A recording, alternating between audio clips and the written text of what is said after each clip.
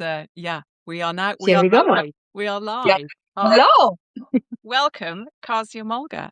Now, how long is it? We worked out, didn't we, the other day, how long we have known each other? About 12 or 13 years. Yes. It's about 12 or 13 years. Yeah. And I remember the first time I saw your work, which it was the project that Alice Sharp and Invisible Dust commissioned, and it was your sensing jacket. Human sensor. Human sensor, and it was just so different to anything else that had been out there. It was a really beautiful project, and I thought I must meet this lady. And here we are. here we are. Here we are. Now we will probably find that we have some people join us as we go along, but of course we are recording today. And for the benefit of those that don't know BioFutures in Conversation, essentially this is a series that launched in 2022 and involves me inviting what I think to be some of the most exciting minds in biomaterials, biodesign, biofabrication, all the bios, to join me in conversation, and so that we can explore the challenges, the opportunities, what brought us to the field, where we think it's going, and lots of other exciting stuff. So today we have got Kasia. Now, you have got a number of different hats, haven't you? Talk us through those different hats. You've got artist, you've got designer. Yeah, it's something which I always struggle with.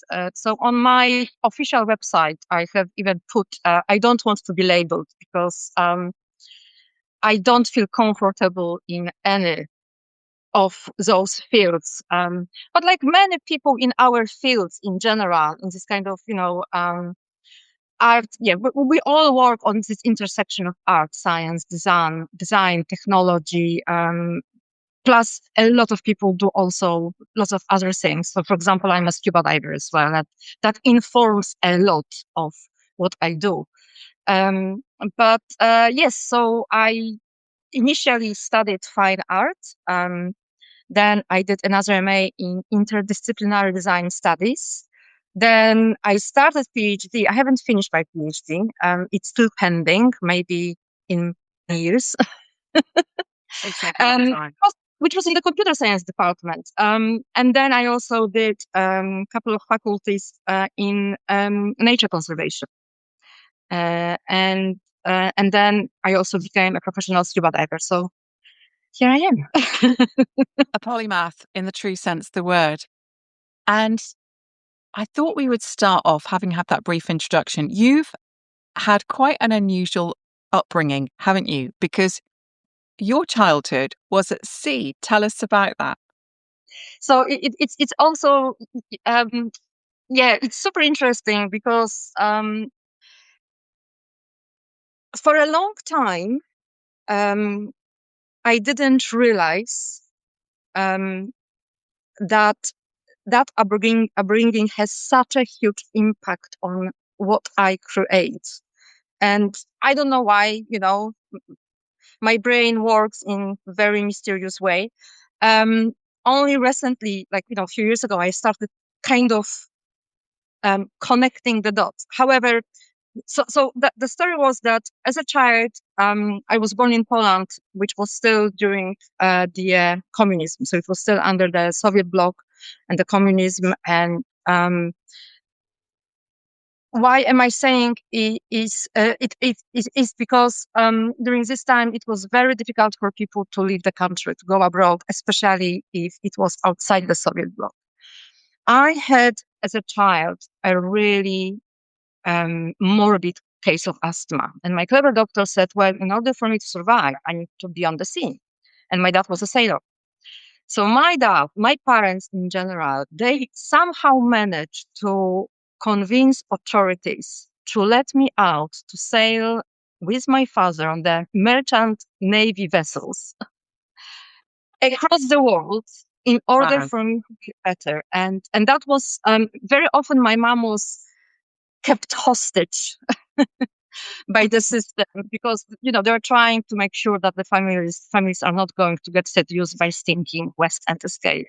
So it was my dad. My dad was a first officer and he was a navigator. So he was just under the captain. So he was quite high in the rank. he was appointing different sailors to teach me different subjects because, the agreement was that I had to do all the school material while on the sea. And then when I was back, to the land, I was passing all exams, and um, it was just wonderful.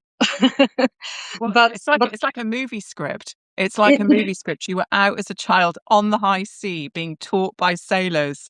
yeah, And I love the way your dad enrolled the crew, found out yeah, who was good at what to teach you. That's incredible.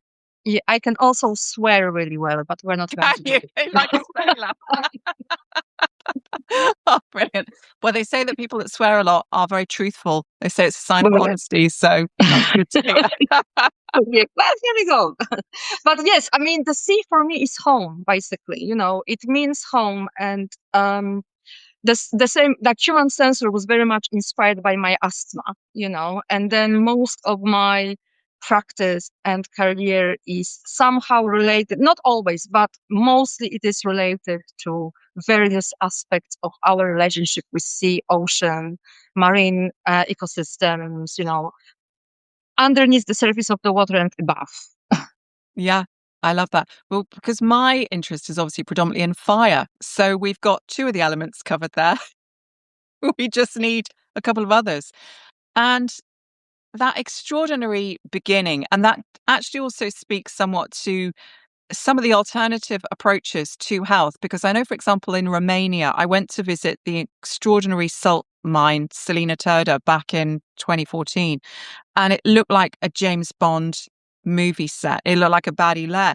But I learned there that just as in the Victorian times, in modern day Romania, for those with respiratory conditions, they do actually prescribe that you go and spend time in the salt mines. And it shows you because obviously in parts of the world today, if you've got asthma, they'll just instantly prescribe you with an inhaler or some kind of drug, won't they? But there is a Yeah. much more holistic approach in some of these other parts of the world. So you went out to sea as a child. That must have given you a very different perception of the world. How do you think it shaped your thinking compared to, let's say, had you been based on the land? I remember very vividly that I didn't have a concept of boundaries, like national or any other boundaries. I really could see the world as a whole. And I remember very vividly, I was very often accompanying my dad on his watches, shifts, when he had to be on the bridge looking at the horizon, making sure that there is no other boat, crossing the course of our boat. There was always that amazing sensation that there is something behind the horizon, that there's another life and another land, and it's going to be amazing. And ocean is a connector. And it's been, it's. I remember also as a child. Sometimes I still feel it that way. That I have like almost ownership of the sea. Yeah. Because it's my childhood street, so to speak. Mm, Like mm. A that's master where, of the sea. yeah, not master. That's the whole thing. Not master, more as brought up by the sea. Right. The Ah, sea, yeah. the sea has, was my teacher. It nourished me. Got Um, it. so totally not a master. In fact, a huge, huge respect towards the sea, and very humbled by this element.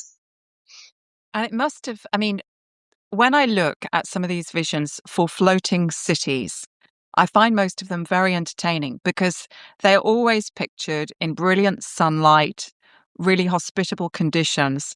But I think anyone who's spent, I mean, I've obviously spent very few people, apart from a sailor, would have spent as long at sea as you have. But I've spent long enough at sea to know that the sea can be a very dangerous place. You have to be respectful, highly respectful of it. But for you to have been out in that and out, I'm assuming in some pretty fierce conditions, it must have imbued you with a sense of courage. Would you say that it made you more courageous in your spirit? Uh, I don't know if courageous, but um, I think it taught me how to move around the world with respect and with the sense that you really don't, you cannot predict what will happen. You got to be prepared. So, and also respecting what is here and now in a way, especially if it comes from the elements. I'm not talking about humans. Also, well, as we know right now, humans are extremely unpredictable. Yeah. Yeah. Very pertinent this weekend. Yeah. Yes. But and the fact that honestly we are so small. Oh gosh. We're just extremely, extremely small and very powerless in face of like fire, in the face of fire, in the face of huge tsunami wave, in the face of gigantic wind, we're nothing. We can be swept away in a split second. Those big boats. I mean, I was witnessing huge storms, and the boats which where I was, they were like those gigantic merchant navy boats which were like 250 meters long, with those huge hulls full of cargo. So they were massive, massive industrial wonders. They were like they were on the boat on the storm. They were like that. Yeah. A little toy.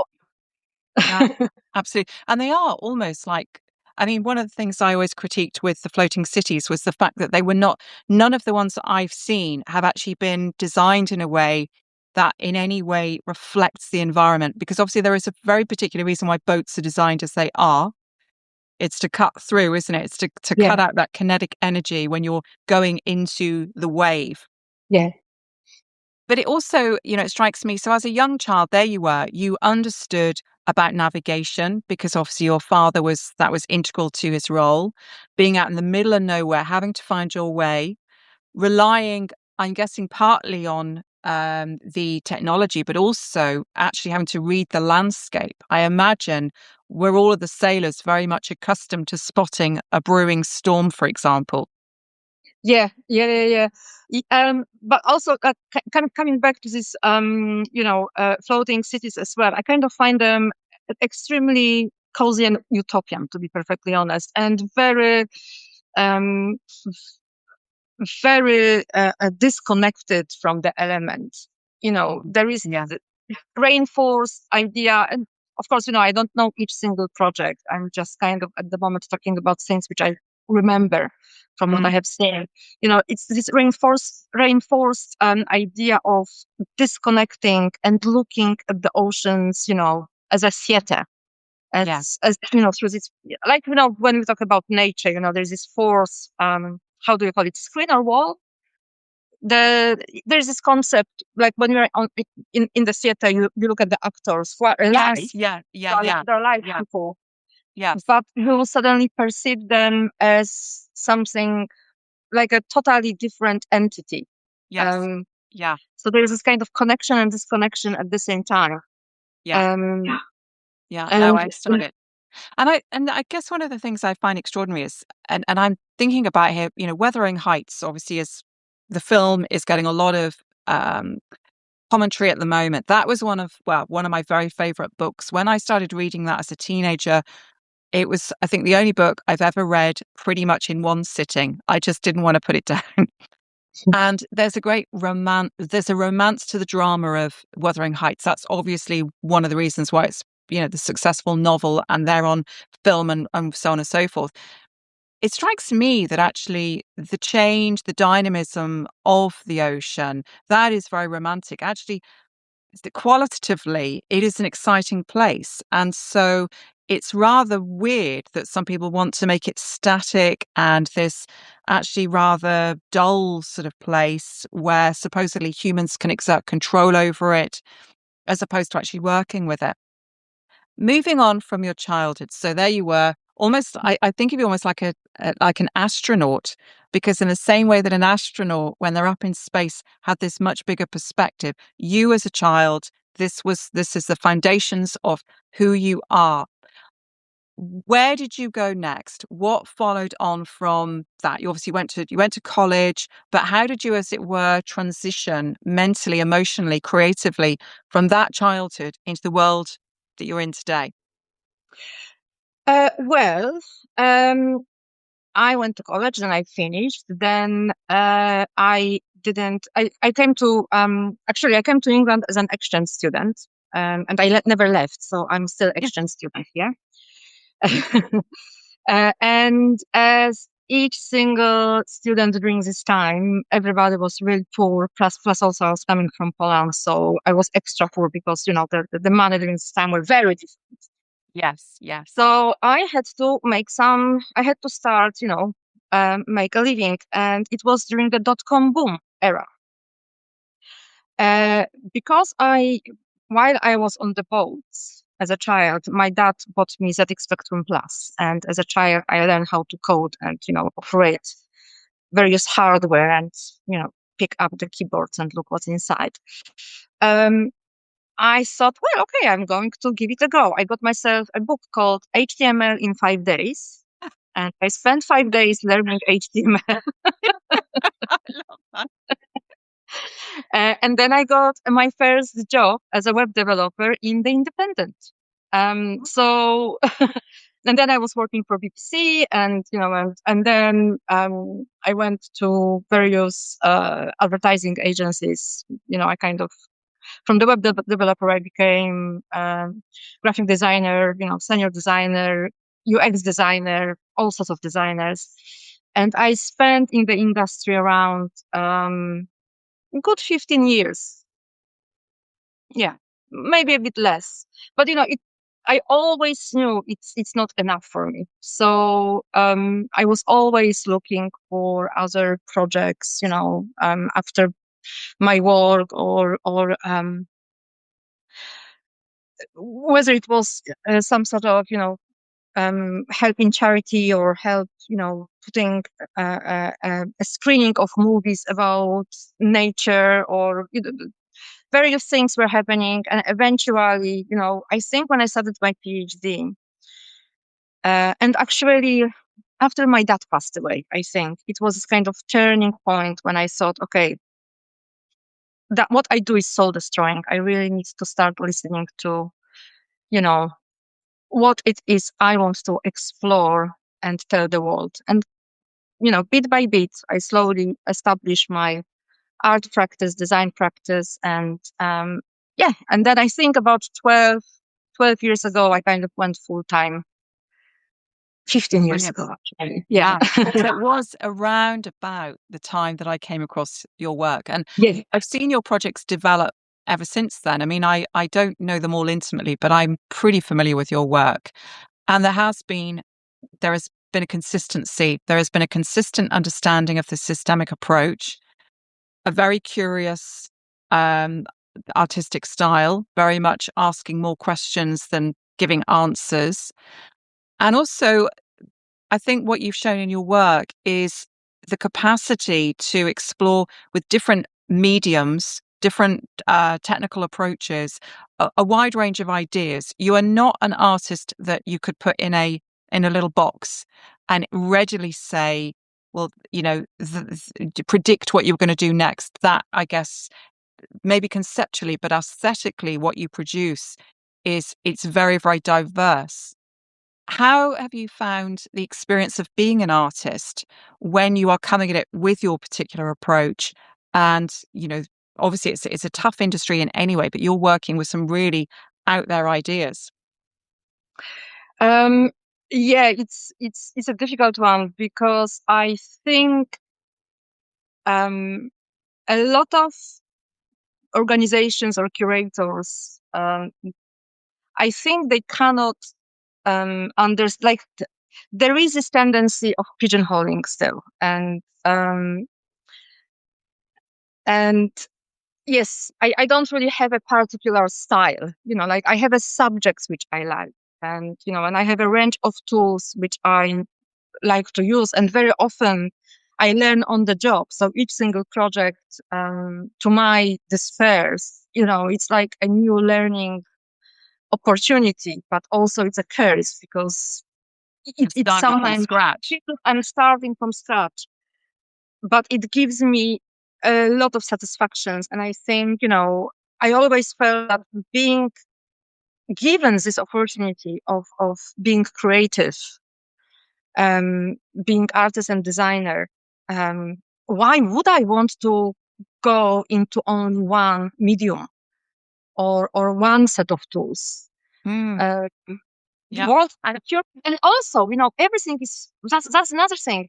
Everything is extremely interconnected, and I think this pigeonholing and developing a certain style or certain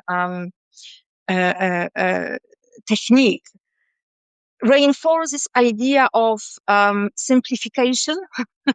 Yes, But absolutely. I'm a huge advocate of complexity and chaos in a way, and looking at those interconnections, Yeah. and to kind of, I think, convey that through my work. Because I think I that's don't know if great. that's a question, actually, Yeah. but let's just roll. No, I think that's one of the ironies of the time, because when you look at systemic approaches, when you look at complexity, what you've got is a situation where every question that you ask you might apply some of the same methodologies, but the end result could be very different. And I know in my work, one of the reasons why I actually didn't create really any aesthetic idea, as it were, for my work on wildfire for a long time, I deliberately avoided trying to create some sort of sketch of the architecture that it would produce, is because I knew that what I was creating was not so much the blueprint as the DNA. I was producing the codification of how you make architecture and how you make urban design that can coexist with wildfire, which, like obviously water, there are many different ways it can manifest. It's both essential for life, and yet, its friend and its foe. It can be incredibly dangerous. And I found that for a long time that was problematic. It definitely didn't get as much engagement because I hadn't typecast my work. And now, interestingly, I find that because I've got a strong brand idea, I've kind of navigated this problem from the perspective that I'm still not really giving away all of the sort of design plans, as it were, for what you would build with my paradigm. But I have got a very strong brand idea, and I found that it's getting a lot more pickup because of that. So it's kind of this paradox, isn't it? Which we're working with systems, we're working with complexity, and yet we're working with these things within a commercial world, which, from the perspective of applying for funding, of applying for commercial opportunities, they want to drop you in a box, don't they? They want to be able to typecast you. Yeah. So just moving on. So living sensor, because we've had a bit of a fashion theme as well today, because we had Chris Bellamy and obviously his living materials. We've had Sam, who obviously has been creating wonderful materials out of grape mark, out of the waste materials from vineyards. Now, again, it wasn't incidental that I invited three people who have created some incredible textile and fashion related things to this day, because of course we've just had Fashion Week. We've just had London Fashion Week, Milan, etc. So there was a bit of a logic there. You have had this interest with respect to how we as humans physically interact with the environment. As you think about your work, what do you see as the natural evolution of that in terms of if we start with the human sensor, what's been the progress that you've made, or the journey from then to now? Yeah, the closing was really interesting because I never actually considered, any sort of fashion or wearables before, but I started looking at costume and as a clothes, as something which can, on the very kind of bodily intimate level, connect us to nature. I mean, the fact that I'm at the moment wearing cotton, there's a story here, of course. But I was with Human Sensor, and then with the Coral Love Story, which was the next project I did with data.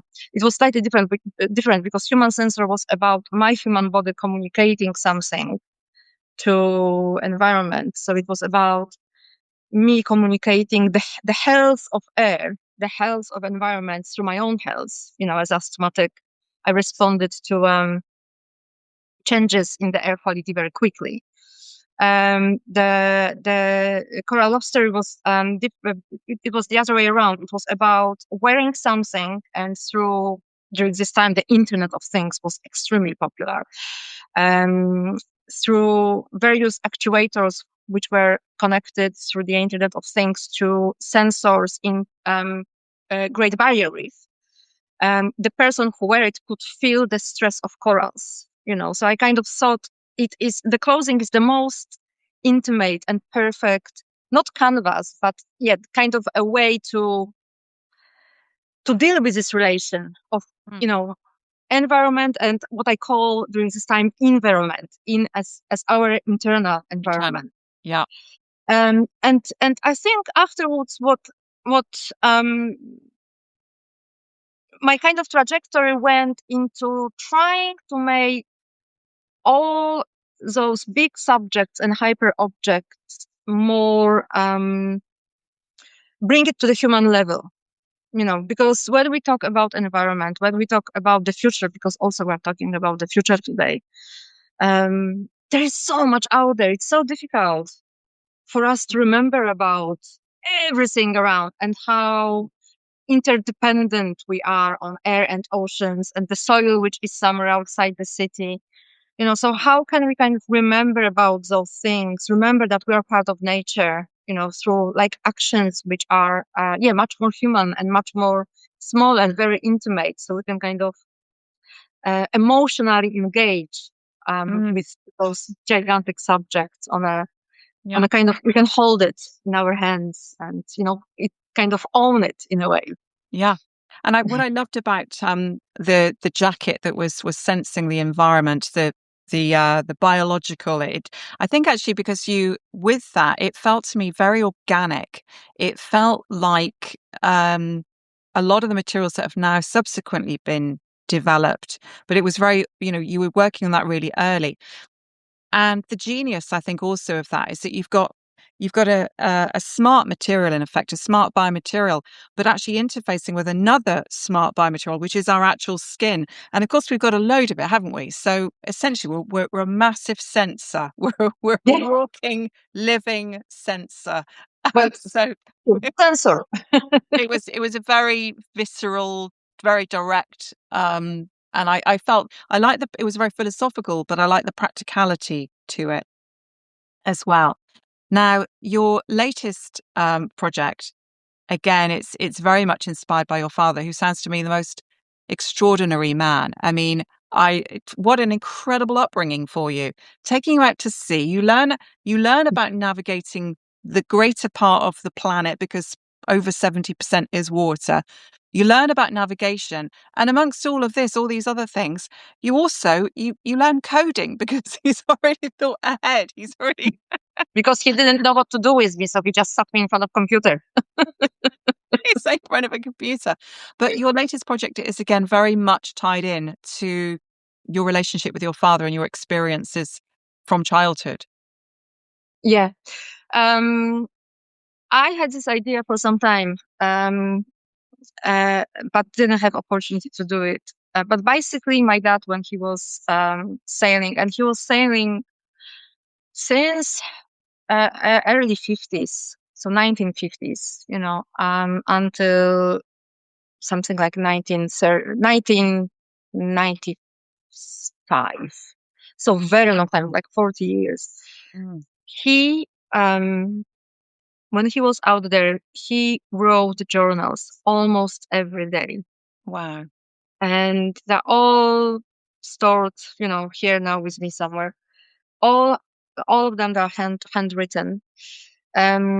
Each single day starts with the description of the weather and the sea. I mean, sailors are, quite well known from being obsessed with the weather. Yeah. And there is always a little drawing of, cloud or the sun, like a little kind of weather picture.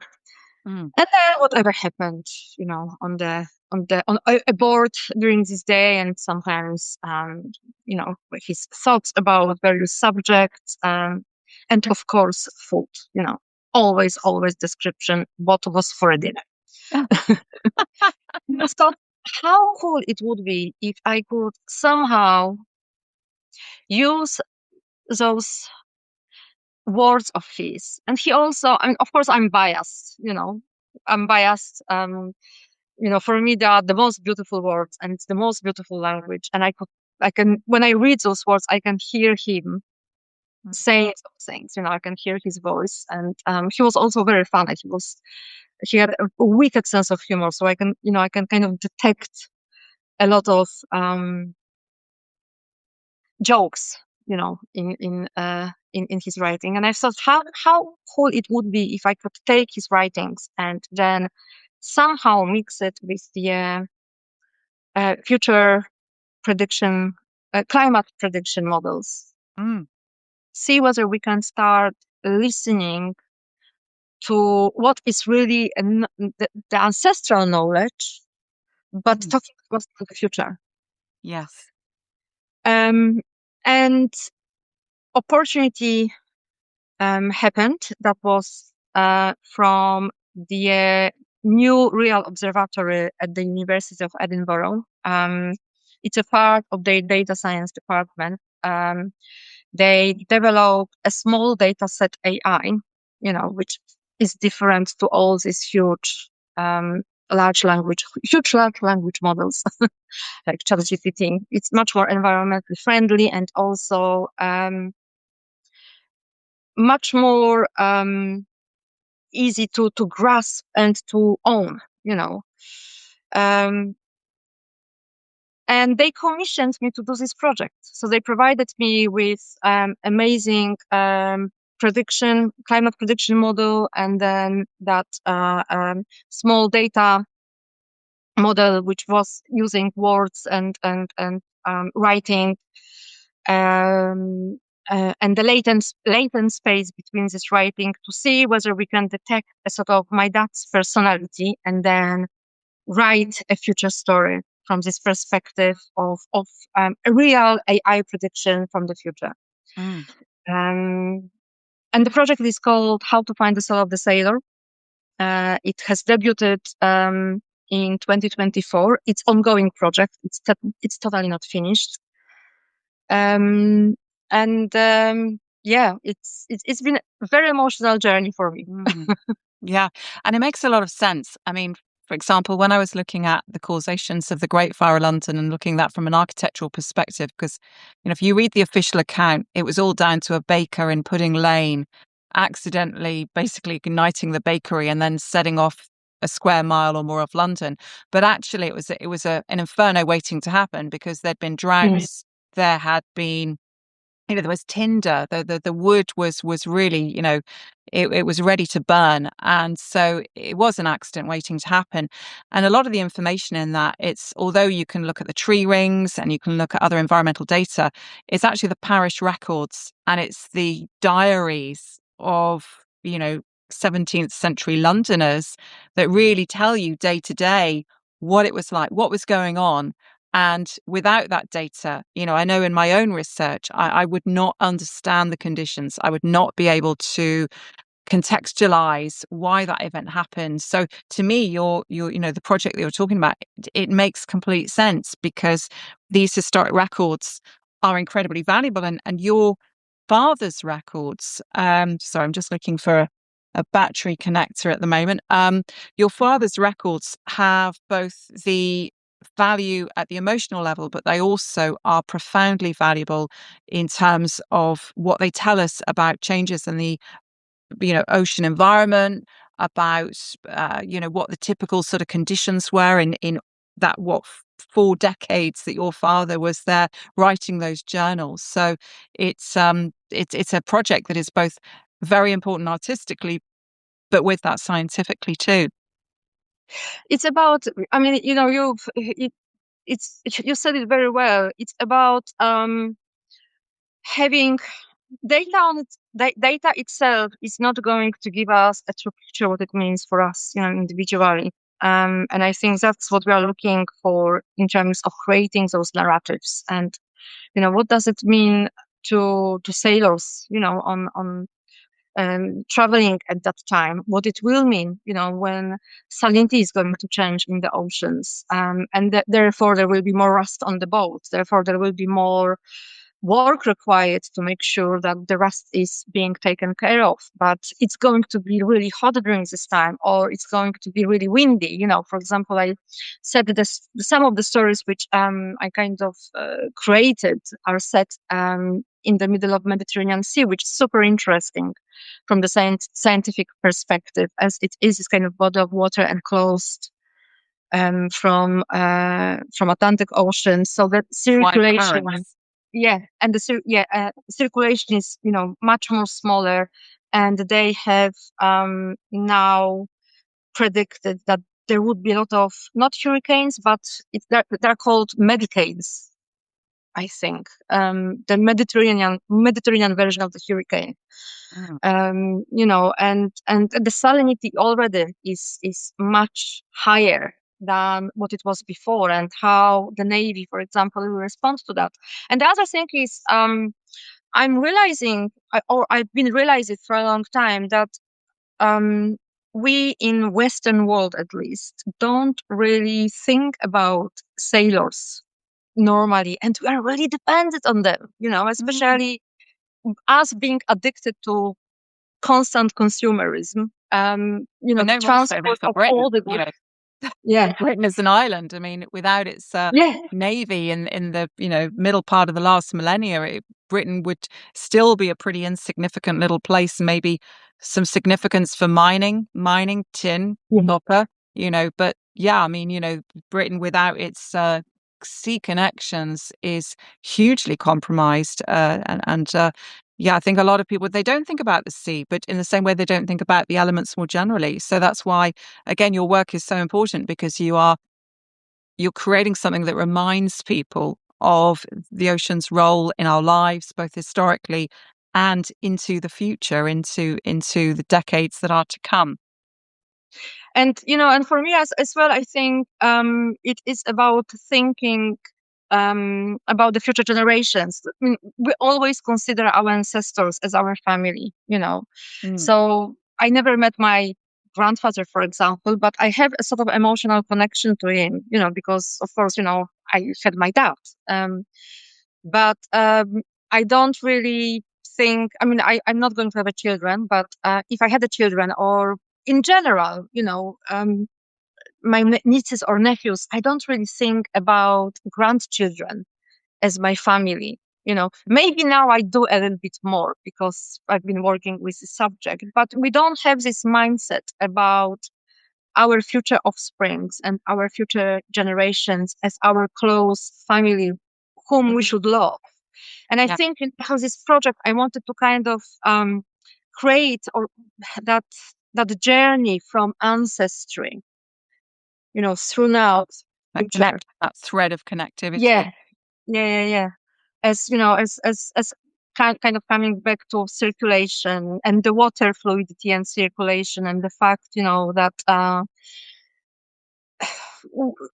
we are never disconnected. We are not a bubble. We are always connected. To the past and to the future and to the various different geolocations, and very often water is that liquid which connect us. Slightly different note, but I read somewhere, and if any scientists are listening right now, and if I am saying something very stupid, please correct me. But I think about 11 years ago in New Scientist, there was an article where it was said that the hydrogen, which is a part of our, modern water, the oceans, and also we also have that hydrogen, in our bodies. It's older than the solar system. So we all have these particles of hydrogen, which are old. Yeah. It kind You of know, constantly circulates through us. I mean, it's just mind blowing. it is mind blowing, isn't it? When you start to think of us materially and how we're connected. And this, now I mentioned to you that you are the final session in this trilogy, and we are going to go a little bit into the philosophy and the ethics and what have you.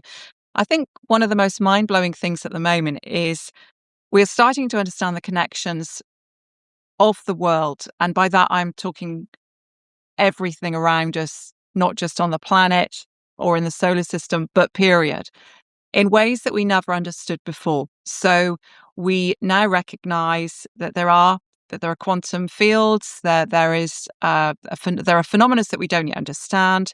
We can't, for example, if we're thinking about quantum mechanics, quite understand how it is that we have found that there is somewhat of a Schrodinger effect, whereby even if it's a very small amount, you can have one basically piece of material matter that's actually simultaneously in another place.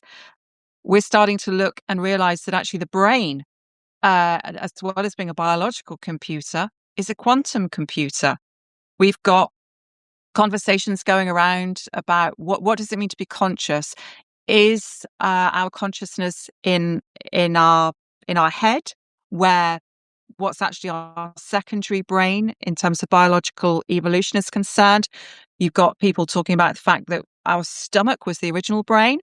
And then you've got the notion of the micro brain, the microbiome as a brain, and the connectivity between these.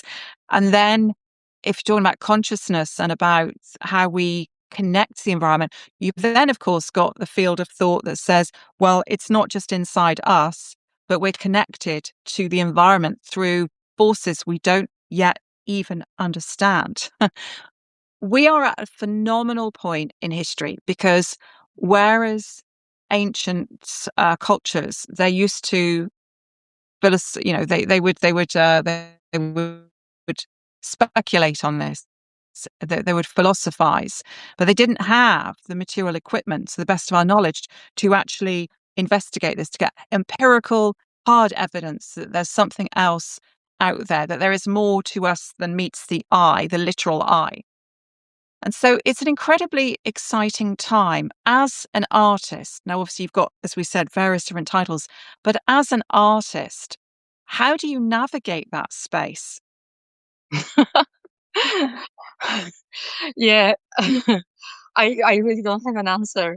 I mean, it's um, I don't know about you, Melissa, but I am pulled into so many directions. And I think I'm trying to find those interconnections because I want to embrace all of them. I want to learn about Yes. all of them and see, what if I mix and match them together? What will happen? What sort of Yeah. story that can create? And I think that's the answer. But it's very interesting task, but yeah, it's nerve wracking sometimes. Yeah. Because there is so much going on, isn't there? And it's, with systems, there are so many different ways you can approach it. I think that our approach is that which is we are quite tactile people. We like to make things, we like to touch things, we like to see things and hear and feel them. A lot of people, when they're talking about systems, are very abstract. So, for example, right now there's a lot of diagrams knocking around, Mm. diagrams about how to approach something from a systems perspective, which I actually feel quite awkward about because I find that the minute that you start trying to pin down the process, exactly how you do something, then you instantly are excluding certain possibilities. You're instantly being Yeah, reductionist.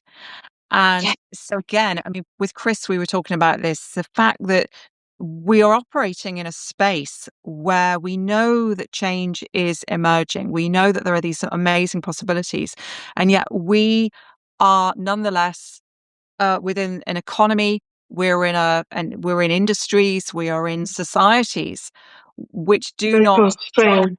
yeah, don't accommodate of what we're doing, not really, and it's hard. Over the last couple of years, I think it's been particularly difficult. Obviously, we had the pandemic, we've had the Mm. rise of conflict and what have you. When you think about the role that you can play in helping people to process all of this and to reflect on what it means for them, what do you think is the biggest contribution that you have to make? That's such a huge question again. I just wanted to, I will try to answer it in coherent way, but I just wanted to say a couple of things regarding the constraints which we are facing. A couple of years ago, was it last year? I was working with a group of scientists on how to communicate or help them to communicate the climate change and the tipping points. You know, the research just came in and everybody was overwhelmed, and I was brought in order to find threats, and various ways of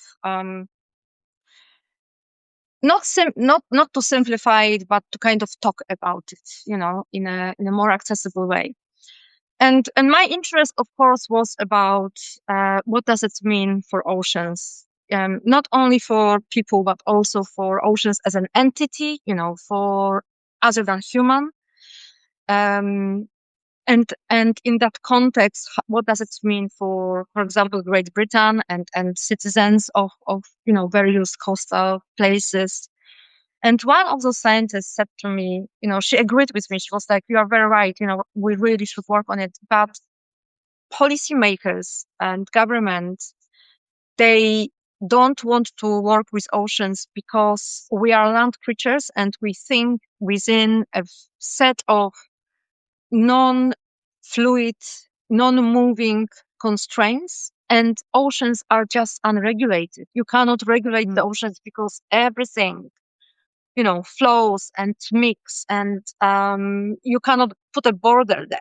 So it's very difficult for the way how our kind of systems works right now to embrace that fluidity and that constant state of flux. So I think for me, if I am to do some contribution worthy enough of attention, I think it would be to help whoever is interested, or whoever needs to know it, to help to embrace that point of flux, and to help to embrace the fact that yes, we cannot put borders and boxes, that we need to really sometimes go with the flow and just we don't even have to understand it, like also that kind of brings me to another point which I wanted to make regarding, our ancestors and the fact, like, yes, we are living in extremely exciting times from the scientific point of view, for example, but I'm sure that 100 years ago, they were thinking the same way. They also were living in a super exciting times, and the same happened 200 years ago. The same happened when microscope, finally was invented, and they intuitively, they all knew about bacteria and atoms, but they never had a proof. And suddenly they had a proof that, that world, which is invisible, exists and is gigantic, So I think, so I think for now, what we need to do, we need to embrace that, state of flux, and yeah. Yeah. And then also to bring it, to bring all those huge subjects and hyper objects. I'm using Timothy Morton's hyper object concept, but I love it actually, because I think it's really well defined, those entities which are too big to grasp, to cuddle, how to bring it to like this small scale, the human scale, not making them smaller, but the scale of it, is much more easy to to embrace. I'm using embrace a lot right now, but I think this embrace, enmeshment, embracement, those words are very appropriate to describe what I'm trying to say. To express. To express, yeah. And Yeah, I mean, again, I see parallels with my experiences with wildfire because sorry, I'm getting power calls as well. It's because we've been going for 3 hours with these sessions, and I'm trying to find the power cord to power up my mobile. What I find with wildfire is that in order to work with wildfire, you have to think in flows. You have to think in terms of energy flows, really, even more so than material flows, because essentially it's exchanges of energy. And we require the wildfire dynamism because there are many, many plants that have evolved to live with wildfire. So if you take the fire away, then those ecosystems are going to suffer. And ultimately, in some areas, they might even diminish to the point of not being there. And then, of course, you will see the geological stability will erode. You will see even bigger debris falls. You will see even larger amounts of flooding, and all sorts of problems will come about. So you need the fire. But of course, fire can be disruptive, and fire, like water, you have so many different factors that will shape a firestorm in just the same way that a storm in the ocean will be, a product of not one but several different phenomena all interacting. And we can understand how to design to live with fire, but philosophically and materially, you're dealing with something that's very different, very exotic. Because, for example, the Native American Indians, from probably the earliest earliest habitation of California, for example, they were building in cycles with fire. So they actually built structures knowing that they would burn, and that were very easy to replace because they were working with local materials and they had a building methodology that was very quick to, from a production perspective. But of course, today, the very idea of actually working with cyclicality, if we're to really kind of get into the details of it rather than sort of treat it as it's, just rhetoric, it's hard. It's very hard. So I think we're in a place that is simultaneously very exciting because we've got all these amazing things we can be doing. But we have got this gap between the possibilities and the harsh realities of the world that we're living in. Now, I also just wanted to know it can't be too long because we've got 7 minutes left, and also because I can't find my battery lead for my mobile. So I'm worried it's going to cut off at some point. But one of the things that we are very much aware of is that we see gender inequality issues in our domain. We see inequality in funding. We see inequality in the publishing arena. We see inequality on so many different levels. Thinking about your experience, having lived in these very different types of environments, what kind of things do you think would really help us to build a more equitable future within the domains that we work? I mean, I really wish we could. um,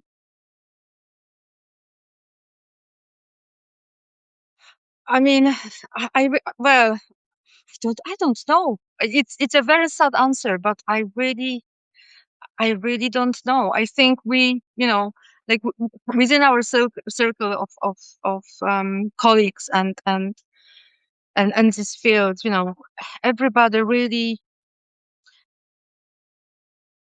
tries through, the narratives which we create, to do it, to kind of make people make, well, in my case, probably the exhibition visitors, for example, um, aware of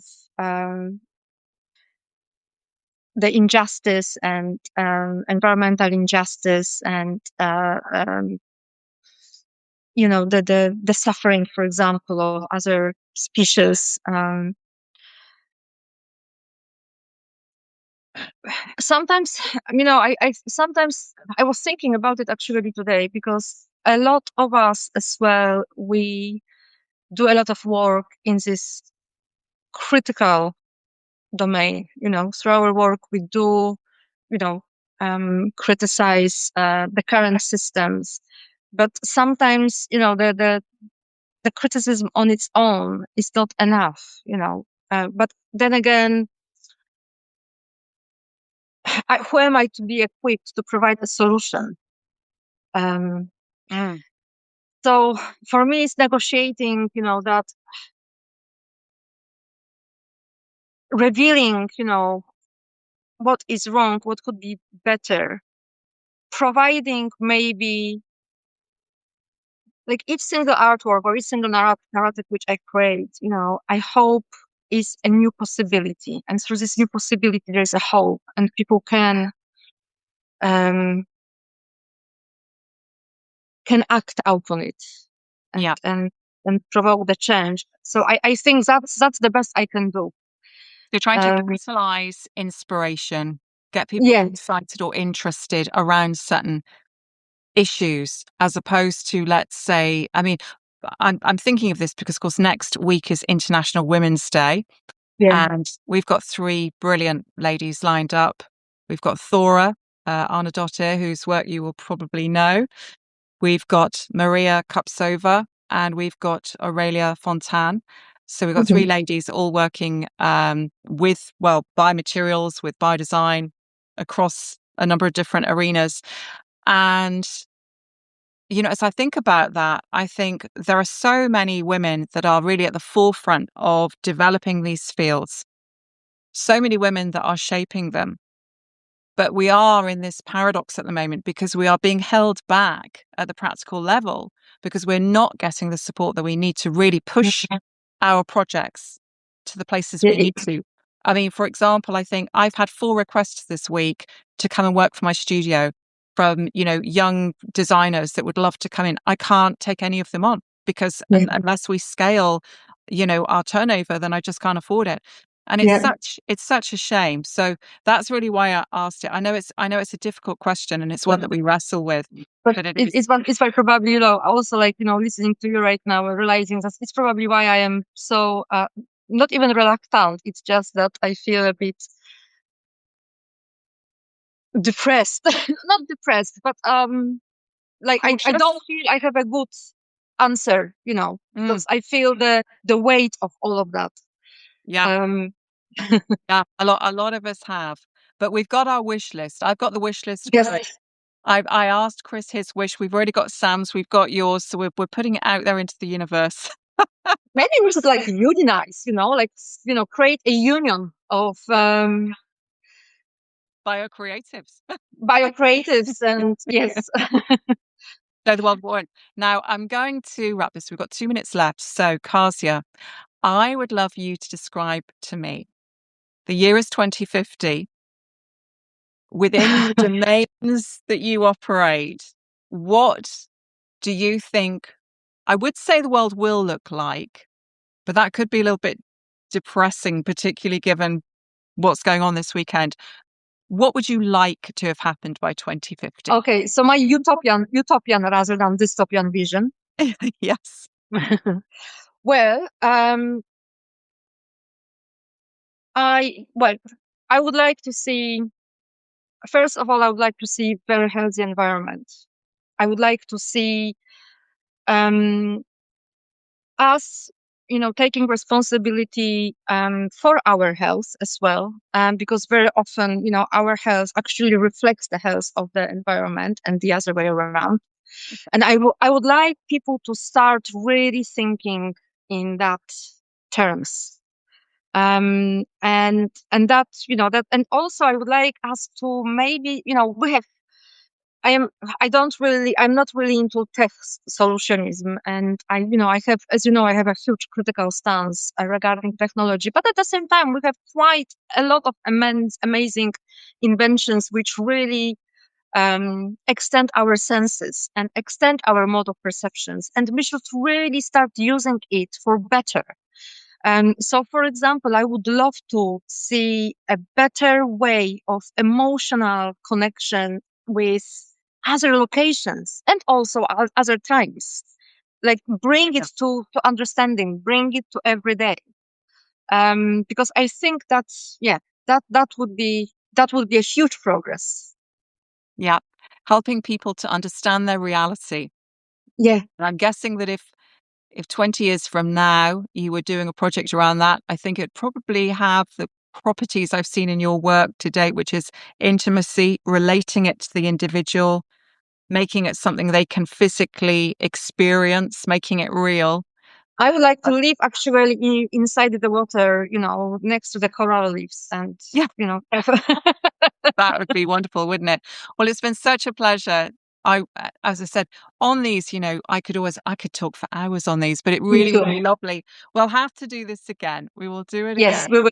Well, thank you so much for the invitation. It was wonderful. Thank you. Oh, well, it was brilliant to have you today. And we will catch up next time I'm in Blighty. We will get together and finally have that drink that we've been planning on for a long time. Yes.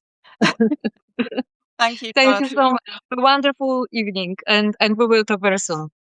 Yes, absolutely. Bye bye. Bye bye.